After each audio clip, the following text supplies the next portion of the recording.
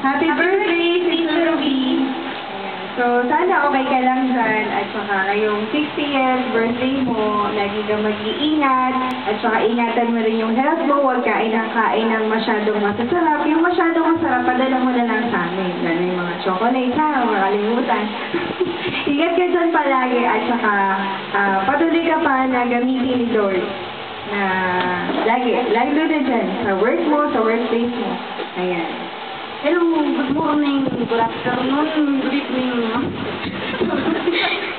Happy birthday to you.